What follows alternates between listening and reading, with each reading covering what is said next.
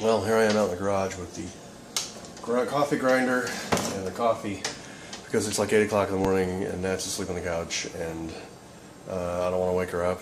She's already irritable at the cats because they wake her up all night. And anyway, I'm going to run the grinder out here. I'm on my phone, so I don't have any way of propping it up. I'll see what I can do. See if I can get this cord right in front of the camera lens.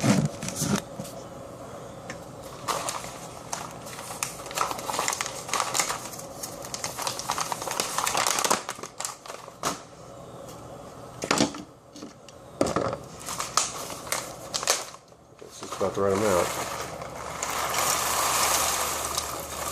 That'll work out pretty well. I don't quite make a full pot. Alright, let's see what we got here.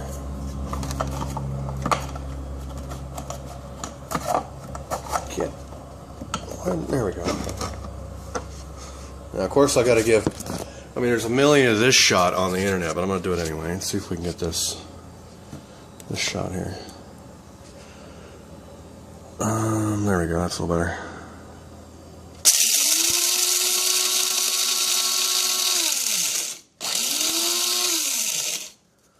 Give it a little shake. And there we go, and that's it.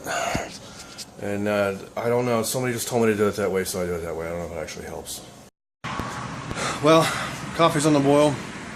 I'm looking at my mowing equipment here, and I'm thinking I need to mix up some two-stroke gas. I got that little one back here in the corner that I use for two-stroke gas. It's basically empty. Now, I understand how two-stroke gas works. A two-stroke, you have a cylinder that goes up and down, and you have the rod that comes down and it goes around the crank and everything. Gasoline in a two-stroke gets pulled up around the crank and the piston and everything into the cylinder, where it explodes and pushes the piston down. And as the gasoline gets sucked in through the, that's why you have to have suction in a two-stroke. As gasoline gets sucked in, it leaves the oil in the gas all over the inside of the engine, and you get oil residue, and that's basically the only oil the engine has. Is the residue that comes out of the gas. Oh, let me throw this away. I have a thing of two-stroke oil here, two-stroke gas oil, but the problem is there's about twice as much in here as I really need, maybe more. And I will somehow, I used to have, I can feel the tape residue on here. I had taped one of the little 1-gallon bottles to that thing. The only reason I bought the big one, the big containers, because it's all they had the time I went. And I kept my old 1-gallon container so that I could use it to measure with, because it doesn't take that much. And I've actually already used that as a measuring, and it worked for me. And now I've lost my two-stroke little 1-gallon size container, so I'm screwed. I just need to guess. I'm going to guess on the. I'm going to err on the side of too much oil and let it smoke, because I'd rather have a little too much oil in the gas than not enough. But I don't know. If I dump that whole thing in there, it'll smoke like a chimney. It'd be interesting to watch me mow my yard with a giant, cloud of two-stroke oil smoke all over the neighborhood. That'd probably not please my neighbors too much. So I don't know. I'll try to figure out just how much to. It says on there the mixture rate, but it's a mixture rate for like 2.1 gallons or something. I was like, what the hell's that all about? So I don't know. They want you to use too much, I guess. Of course, I could just go to Home Depot and buy a little container of two-stroke oil and save the container this time, tape it back to the side of the box, the other side of the other container again, so I'll have it next time. Guess how often I have to mix up a gallon of gas, a gallon of two-stroke gas? Oh, let me see. About every year and a half, about every 18 months, I have to mix up a gallon of two-stroke. Because guess what uses two-stroke? I got a lawn blower back here, and I got one weed eater that works and one that doesn't. So, yeehaw. Hey, had somebody ask me what was in my toolbox.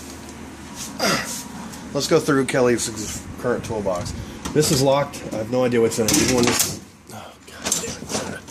There. Now my custom. I got my custom lid holder here. This is locked. And the key's in here someplace. It's like right in here. but I don't bother ever unlocking it. I don't know what the hell. I used to have 2 hot glue guns in here, and the glue guns have fucked off. I don't know where they are. That one's empty. There used to be something in there. I got some vice grips, and it's probably the most used tool in my entire garage. And then another pair of vice grips. These are supposed to be up here. This is like random stuff.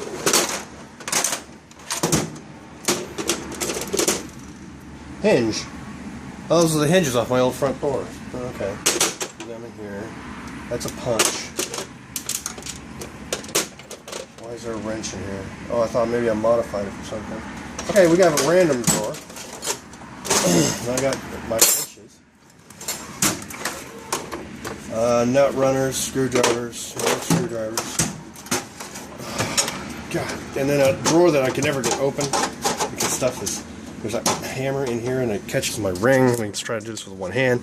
Catches my ring and tries to... I can feel what's hitting. It's right here. Come on. There we go. Alright, I got a 45. I got another saw blade. I didn't know I had an extra saw blade. My grandfather's old hammer. When I was a kid, this is the hammer that my grandfather used to show me how to drive a nail. I particularly remember the handle because it has these little dots on it, these little divots, and it reminds me of the old Sprite bottles. They had these little divots in them, so I guess I could hold on to it better. This hammer had the same divots. So I remember that thinking of that as a kid. So yeah, that is a very old hammer, and God knows how old it was because it was beat up back then. It was an old beat up hammer back then. I would wish I knew how old this hammer was. I'll bet it was made in the 40s. I'll bet this was made right after World War II. That's got some old steel in it.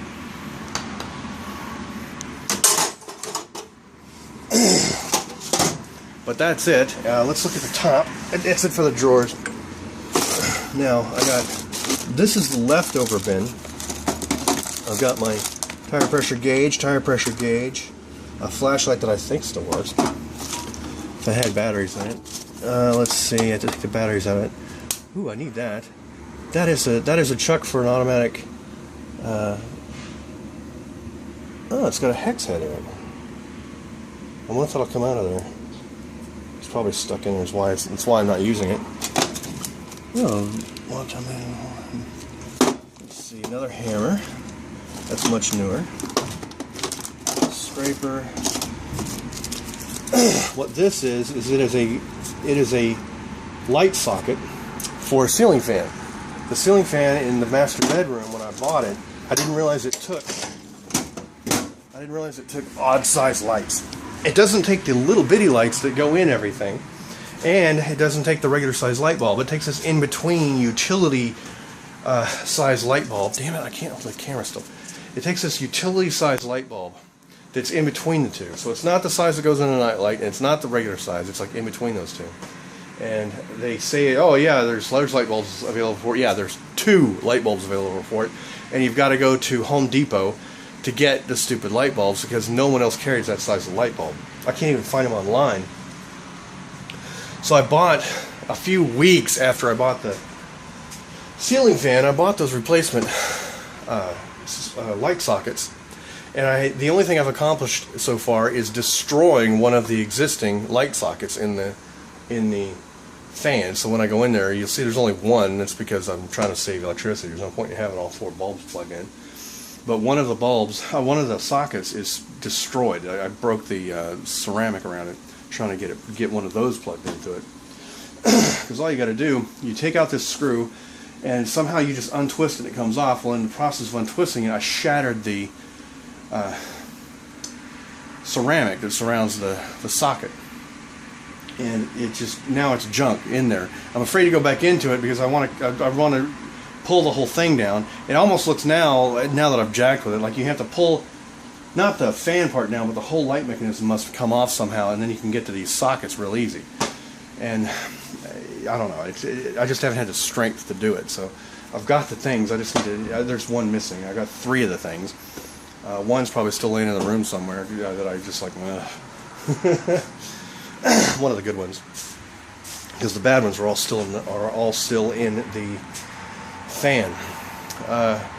Wow, you know, if I tried to go through here and give a video about all this crap in my garage, it would take me a month to go through all this stuff.